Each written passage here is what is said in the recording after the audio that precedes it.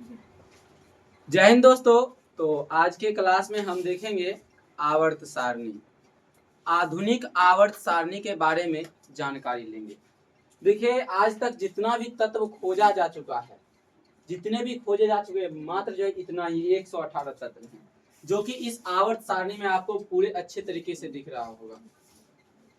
चलते हैं कि इसको बारी बारी से हम जानकारी लेते हैं कि ये आवर्त सारणी क्या है, क्यों इसे बनाया गया, और आवर्त सारणी में कितने तत्व हैं, किस तत्व का क्या गुण है, सभी के बारे में बारी बारी से जानकारी लेते हैं। चलिए तो शुरू करते हैं।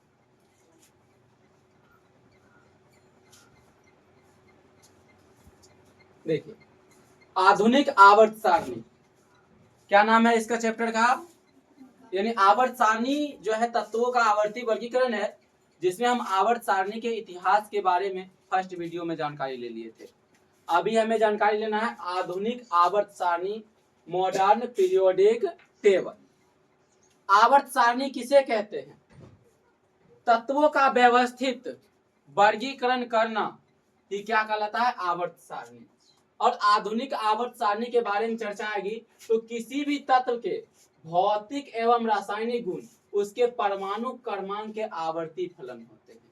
किसी भी तत्व के भौतिक और रासायनिक गुण उसके परमाणु क्रमांक के क्या होते हैं? आवर्ती फलन। आवर्ती का मतलब होता है दोहराना। जिस प्रकार से रविवार यानी रविवार, सोमवार, मंगलवार, बुधवार, बृहस्पतिवार, शुक्रवार, शनिवार और फिर से रविवार दोहरा करके आता है, उसी प्रकार से यहाँ पे क्या होता है? तत्व का गुण जो है, एक गुण वाले तत्व को एक बक्सा में रख करके और दोहराते रहता है ये गुण।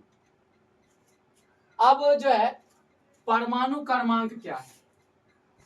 आप क्लास 9th में पढ़े होइएगा कि इलेक्ट्रॉन, प्रोटॉन और न्यूट्रॉन के बारे में पढ़े थे कि एक कक्षक होता है, किसी भी तत्व का एक कक्षक होता है। आप ले सकते हैं सोडियम का ही। सोडियम पहला कक्षक में कितने रहते हैं? परमाणु 2, दूसरे कक्षक में 8, कितना गए? 2, 1, 2, 3, 4, 5, 6, 1, 2, 3, 4, 5, 6, 7, 8, 8 2 कितना हो गया? 10। और एक कहाँ इलेक्ट्रॉन जाएगा? बाह्यतम कक्षा में। कुल मिला के कितना इलेक्ट्रॉन हो गया? 11। इसके बाह्यतम कक्षा के इलेक्ट्रॉन को संयोजी इलेक्ट्रॉन कहते हैं। लेकिन इसके नाभिक में जो होते हैं, नाभिक में इसको जोड़कर प्रोटॉन और न्यूट्रॉन को जोड़कर परमाणु द्रव्यमान बनता है। आगे जो है प्रोटॉन की संख्या को ही परमाणु क्रमांक कहते हैं। किसी भी तत्व के में जो है प्रोटॉन की संख्या जितना होगा उसे ही हम क्या कहते हैं? परमाणु क्रमांक कहते हैं, यानी रोल नंबर कह सकते हैं। आधुनिक अब से पहले जितने भी आवर्त सारणी, जितने भी वैज्ञानिक बनाए थे, सभी आवर्त सारणी को जो है परमाणु भार के आधार पर सजाया गया था। यानी जिसका भार ज्यादा था उसको पहले, जिसका भार कम था उसको बाद में रखा गया, या फिर जिसका भार ज्यादा था उसको बाद में, जिसका भार कम था उसको पहले रखा गया। अब तक जितने भी वैज्ञानिक आए थे सब अनसक्सेसफुल रहे। एक का भी जो है सभी तत्व सही तरीके से नहीं बैठ पाया। एक मेंडलीव थे जिन्होंने आवर्त सारणी को जो है एक क्रम में बैठाए थे सही तरीके से, लेकिन वो भी अच्छे तरीके से नहीं बैठा पाए थे, वो भी कहीं ना कहीं फ्लॉप कर गए थे। तो आवर्त सारणी का हमसे पिता पूछेगा, आवर्त सारणी का जनक किन्हें कहा जाता है? तो मेंडलीव को। आवर्त सारणी का जनक किन्हें कहा जाता है? मेंडलीव को। आवर्त सारणी का जनक मेंडलीव को। लेकिन कहेगा आधुनिक आवर्त सारणी का जनक किन्हें कहा जाता है? मोसले को। आधुनिक आवर्त सारणी का जनक किन्हें कहा जाता है? मोसले। और सीधे कहेगा आवर्त सारणी का जनक मेंडलीव को। आवर्त सारणी का जनक, आधुनिक आवर्त सारणी का जनक मोसले को कहा जाता है। देखिए, इसी आवर्त सारणी को आवर्त सारणी का दीर्घ रूप भी कहते हैं। अभी का जो जितना भी 118 तत्व जो व्यवस्थित किए हैं मोसले जी ने, उसे क्या कहते हैं? आवर्त सारणी का दीर्घ रूप कहते हैं। आधुनिक आवर्त सारणी को 1913 ईस्वी में तैयार किया गया था। कब किया गया था? 1913 ईस्वी में। आगे जो है आधुनिक आवर्त सारणी के जनक हेनरी मोसले को कहा जाता है। इसे जो है 1913 ईस्वी में तैयार किया गया था, जिसके बारे में हम बता ही दिए। आधुनिक आवर्त सारणी को परमाणु संख्या यानी परमाणु क्रमांक के आधार पे सजाया गया है। जिसका क्रमांक पहले था उसको पहले रखा गया। जैसे कि सबसे पहले कौन था? हाइड्रोजन। आवर्त सारणी में सबसे पहले कौन था? देखिए सबसे पहले क्या है? हाइड्रोजन। 2 नंबर पे कौन है? हीलियम। 3 नंबर पे कौन है? लिथियम। 4 नंबर पे बेरिलियम। 5 नंबर पे बोरॉन। 6 नंबर पे कार्बन।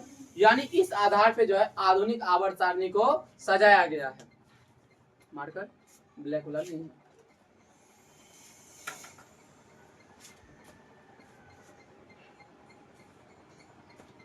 चलिए आगे परमाणु क्रमांक क्या है?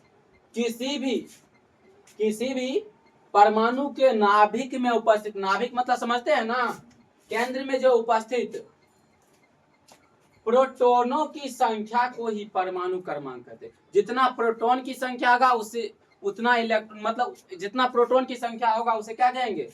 परमाणु क्रमांक कहेंगे। परमाणु क्रमांक को जेड से सूचित किया जाता है। किस अंक से सूचित किया जाता है? जेड से सूचित किया जाता है। कहेगा परमाणु क्रमांक खोजे किसने थे? मोसले। परमाणु क्रमांक के खोजकर्ता कौन है? मोसले।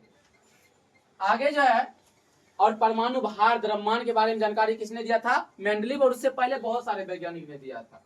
चलिए, किसी उदासीन परमाणु में प्रोटॉन एवं इलेक्ट्रॉन की संख्या क्या होती है? बराबर होती है। किसी भी उदासीन परमाणु में प्रोटॉन और इलेक्ट्रॉन की संख्या क्या होती है? बराबर होती है। यानी जेड को, ये परमाणु क्रमांक है, परमाणु क्रमांक प्रोटॉन की संख्या के बराबर होता है। और प्रोटॉन की संख्या किसके बराबर होता है? इलेक्ट्रॉन की संख्या के बराबर होता है।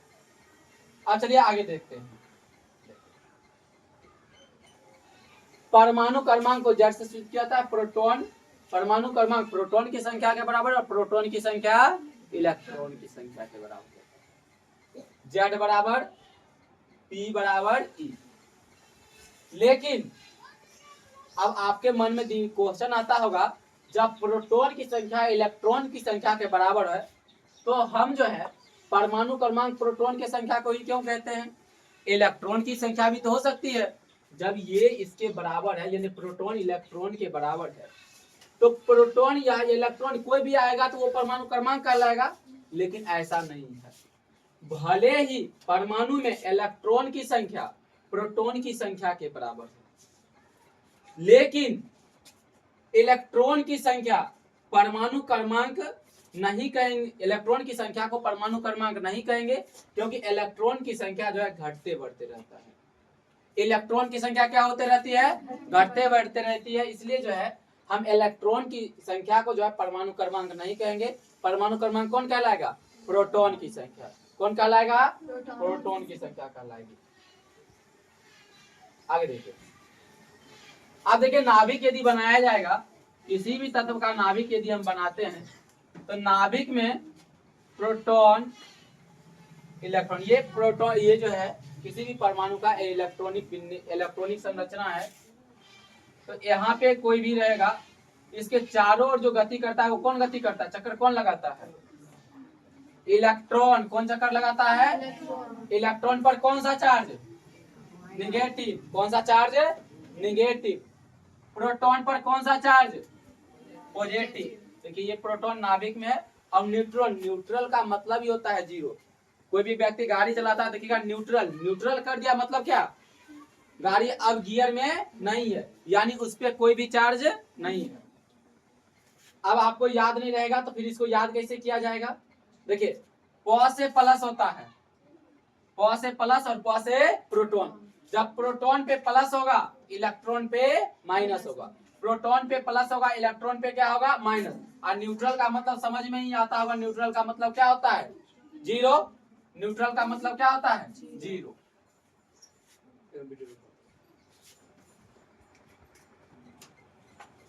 तो नाभिक के चारों ओर चक्कर कौन लगाता है?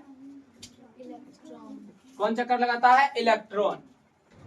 नाभिक में कौन कौन उपस्थित होता है? प्रोटॉन और न्यूट्रॉन होता है। इलेक्ट्रॉन पर कौन सा चार्ज, माइनस, ऋणात्मक। प्रोटॉन पर कौन सा चार्ज, प्लस। प से प्लस, प से प्रोटॉन। न्यूट्रॉन पे कौन सा चार्ज, न्यूट्रल, मतलब जीरो यानी उदासीन। चलिए, तो परमाणु द्रव्यमान को हम समझते हैं। परमाणु द्रव्यमान किसे कहते हैं?